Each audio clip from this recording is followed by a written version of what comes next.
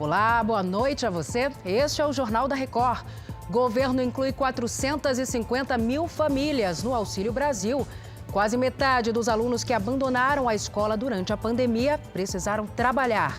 Corinthians goleia o Fluminense no Itaquerão e está na final da Copa do Brasil. O Jornal da Record já está no ar. Oferecimento Bradesco. A gente não para de se reinventar por você.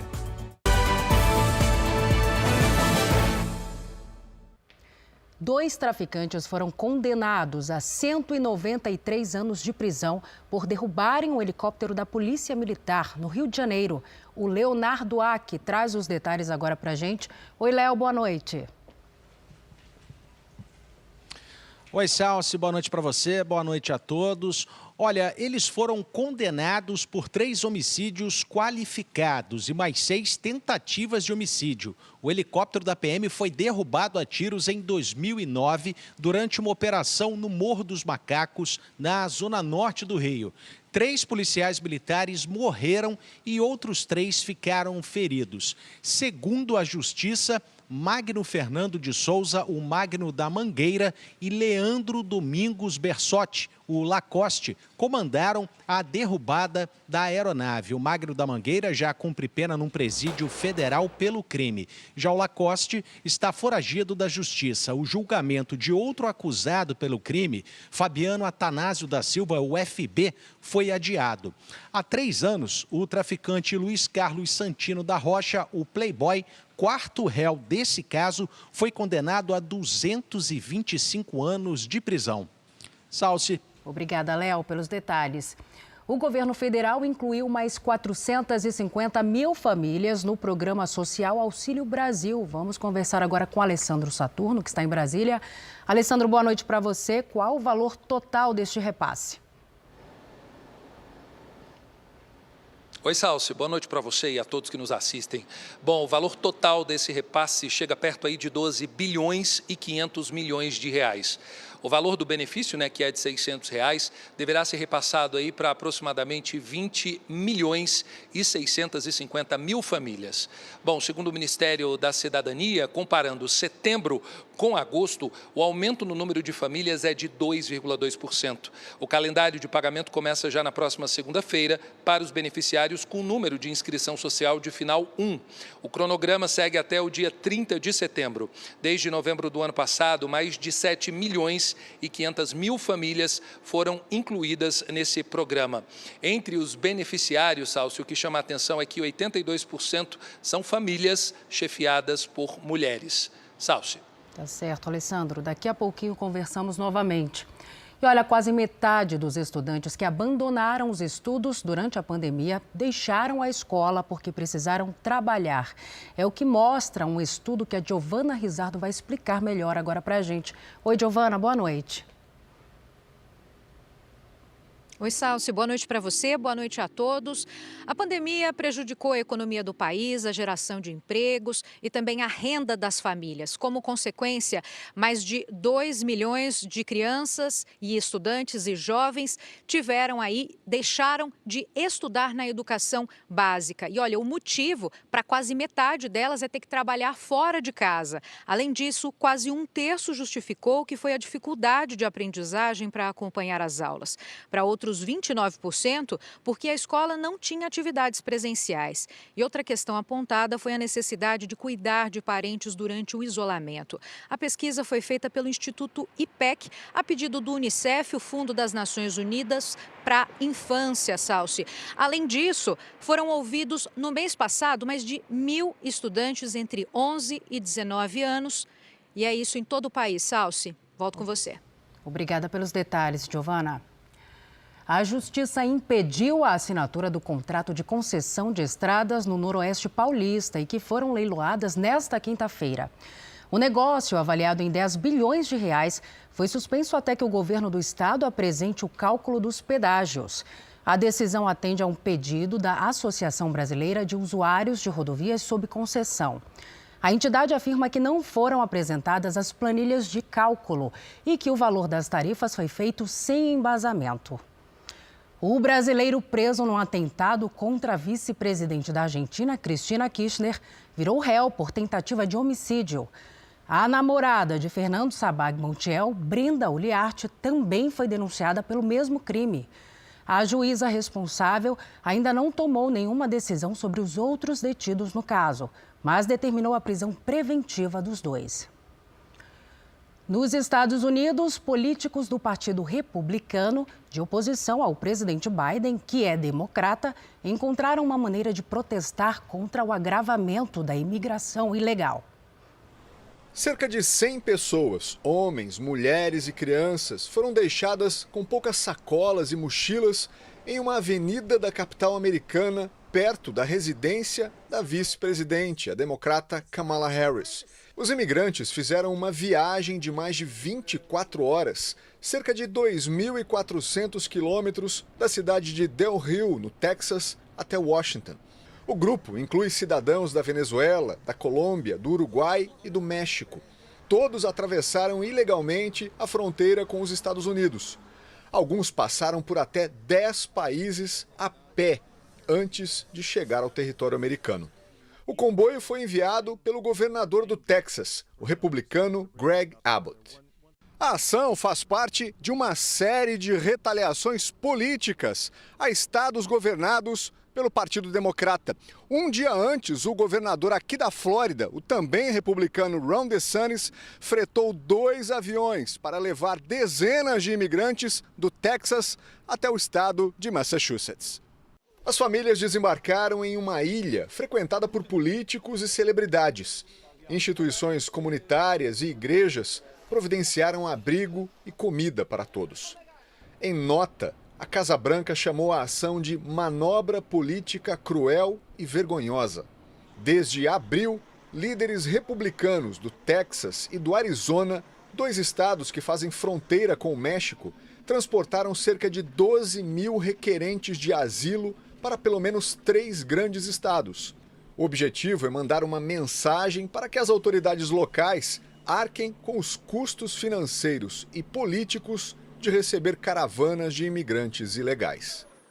E os custos do funeral da Rainha Elizabeth II podem agravar a situação econômica do Reino Unido. Quem tem os detalhes são os enviados especiais Thaís Furlan e Lúcio Salgado.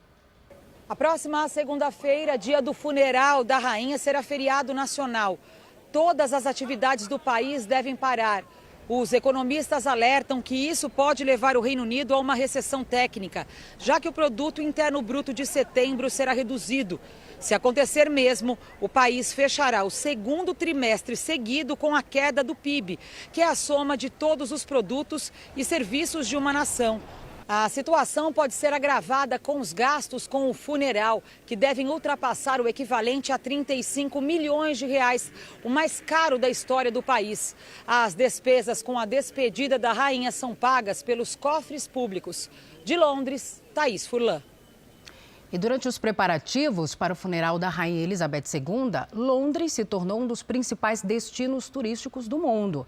O preço das hospedagens mais do que triplicou. É quase impossível encontrar um táxi e ficou difícil até mesmo comprar uma lembrança. O adeus à rainha fez os estoques sumirem das lojas. Essa boneca virou um artigo de luxo em Londres. Aqui sobraram poucos produtos. As canecas com a foto de Elizabeth II foram as primeiras a acabar, explicou Anna. Depois de ficar horas para ver o caixão da rainha, esta polonesa tentou comprar uma camiseta da monarca. Não encontrou. Os súditos que compram lembranças da rainha também deixam lembranças para a rainha. Nesse caso, quem lucra como nunca são os floristas. Harry tinha uma seção inteira de flores no supermercado. Não sobrou uma. E desde segunda-feira não consegue mais comprar do fornecedor para repor. É gente que não acaba mais na cidade. Com tantas pessoas se despedindo de Elizabeth II, Londres está abarrotada. Táxi livre virou artigo de luxo por aqui. No vai e vem para o palácio e para o parlamento, eles ficam lotados. Peter dobrou a escala de trabalho e lamenta lucrar por um motivo triste. Os hotéis estão lotados e com tarifas abusivas. O setor estima que houve um aumento médio de 300% nos preços. Há casos em que é muito mais. Para se ter uma ideia, se hospedar em hotéis perto da Abadia de Westminster na véspera do funeral está custando R$ 7.800 por dia, quando o preço normal não passa de R$ 1.600.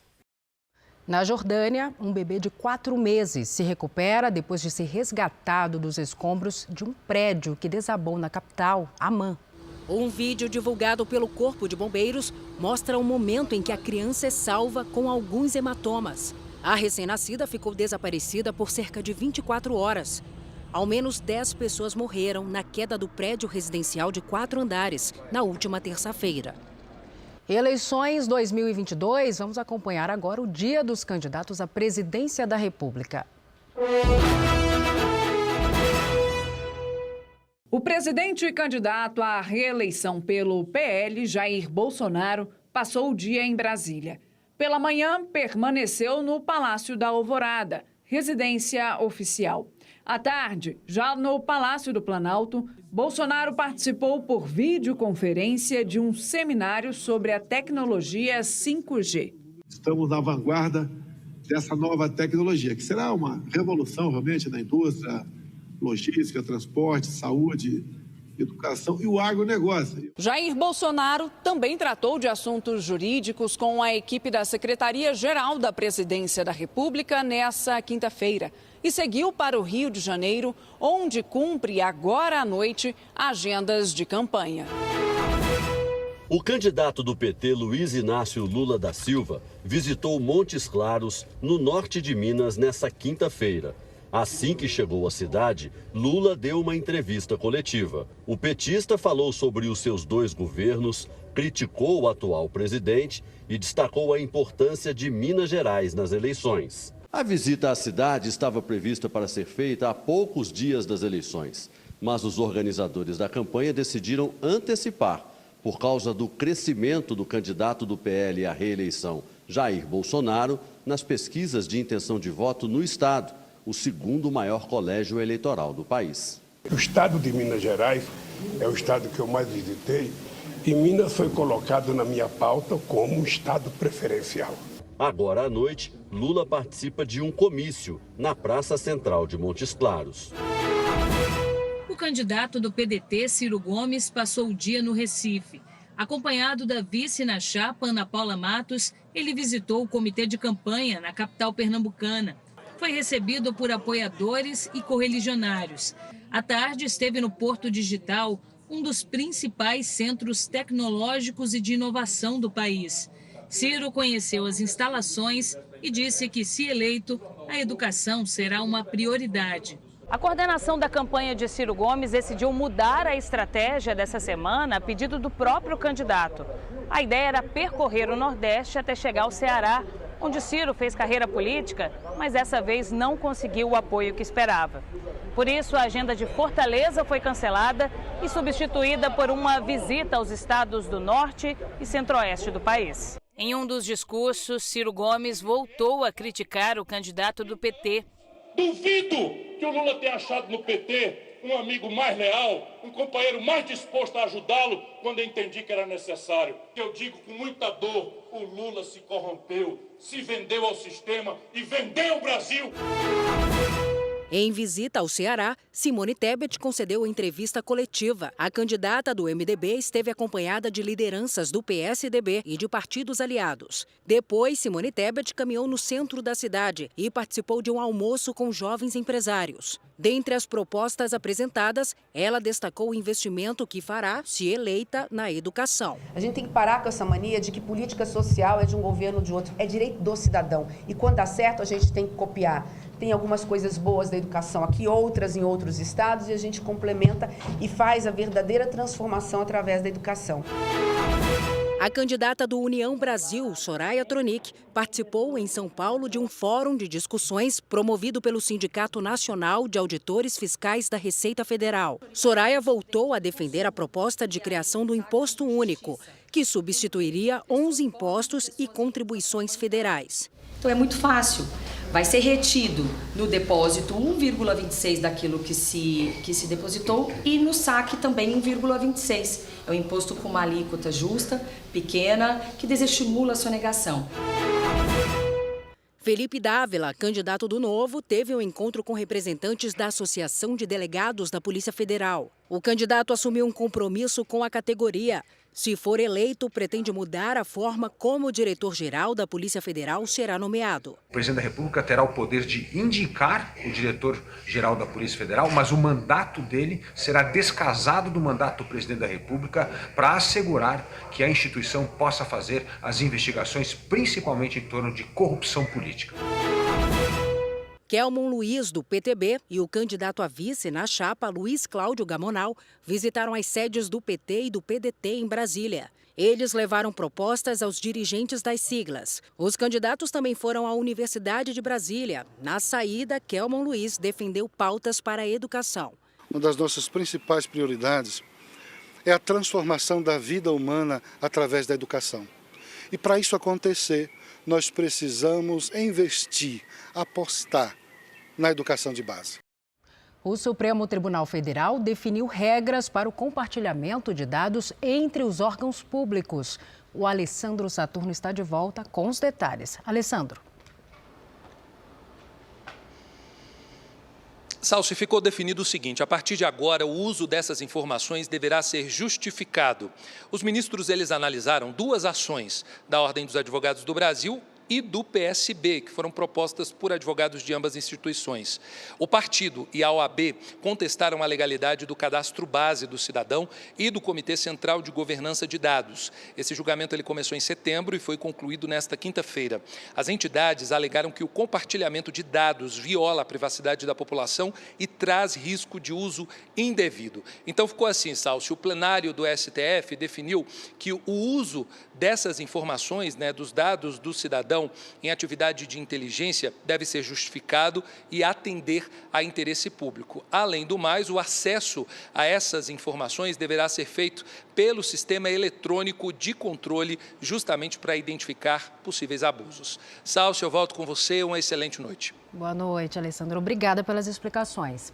Vamos ver agora como foi o dia dos candidatos ao governo de São Paulo.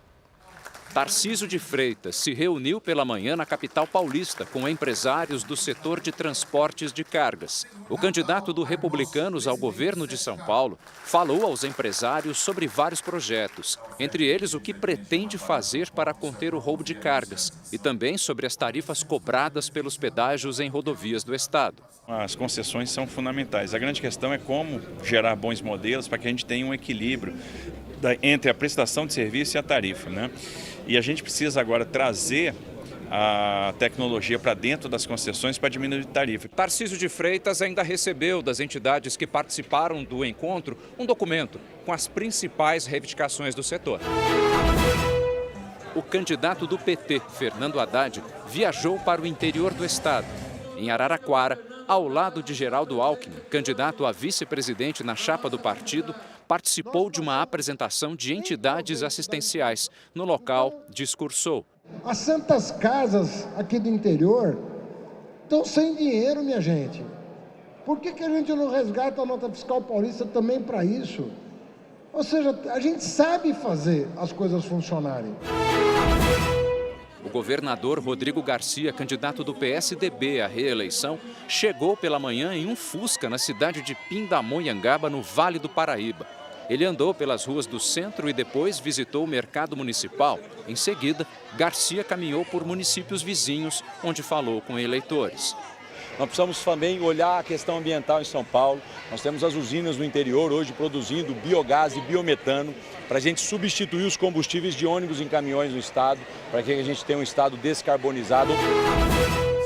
Vinícius Poit, do Novo, foi a Campinas, onde deu entrevistas. O candidato chegou até Piracicaba, caminhou pelo centro da cidade e conversou com comerciantes. Também participou de um evento na Associação Comercial e Industrial do município.